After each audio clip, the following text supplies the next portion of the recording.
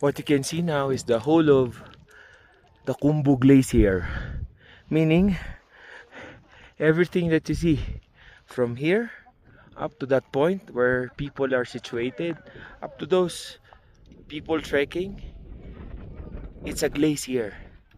It's on top of a glacier. Mak, kaway ka naman! Including the base camp of Everest.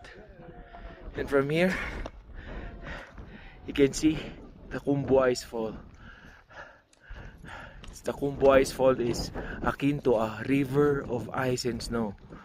All the blue-like, heroin-like, heroin-colored like mountains of pure ice and snow are part of the Khumbu Ice Fall.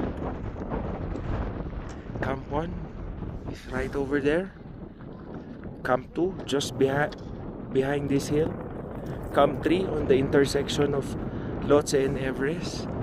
Camp 4 middle of the mountain, and the summit after that.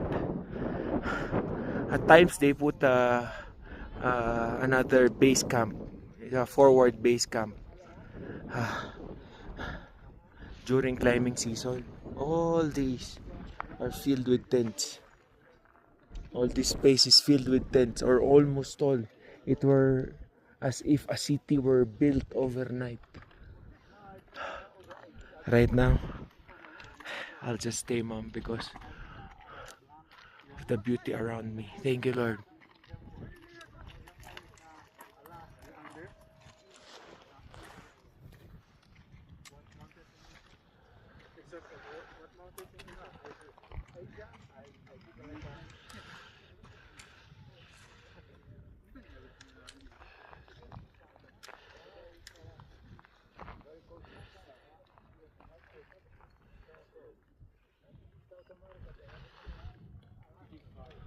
The heavens declare your glory.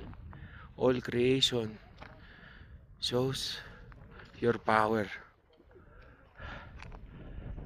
Papuri sa Panginoon.